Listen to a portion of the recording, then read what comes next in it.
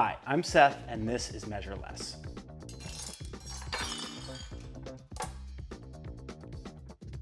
Today, I'm making a beet-cured Gravlax. Of course, this is delicious when served on a bagel or toast, but it works equally well dressed up with a fun sauce and pickled vegetables as a fancy appetizer. Before we start, let's do a quick primer on the difference between Gravlax, lox, and smoked salmon, all of which were originally developed as a means of preserving fish. Lox and Gravlax are just curing methods. Lox simply uses a salt brine, whereas Gravlax uses salt along with sugar and dill.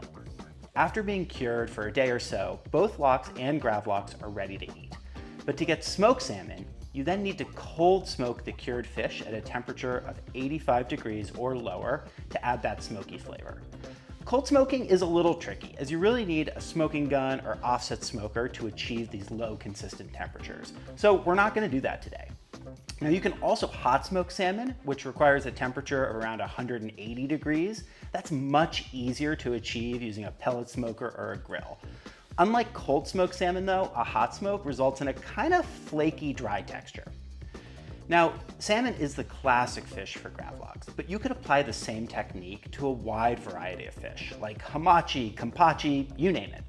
Any sushi-grade fatty fish will work. As for the beet, this simply introduces a really fun additional flavor and beautiful purple color to your Gravlax, and that steps up the wow factor of your dish. The ingredient list is short.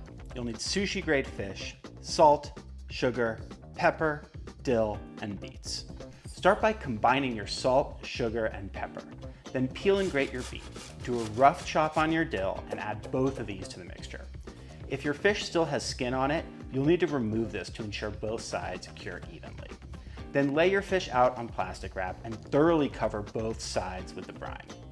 Fold the plastic wrap over the fish to totally seal the package and place it in a plastic or glass tray and weigh it down with something nice and heavy, like this compilation of 5 novels by John Steinbeck. Now place your salmon in the fridge. Let it cure for around 12 hours, then flip the whole package and return to fridge for another 12 hours, keeping Mr. Steinbeck on top.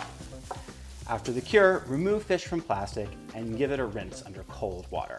At this point, it's really ready to slice and serve, but you can store it in the fridge for at least another 2 or 3 days safely. Serve on a bagel or toast, or dress it up as a fancy appetizer. Like this video, follow me on Instagram and YouTube.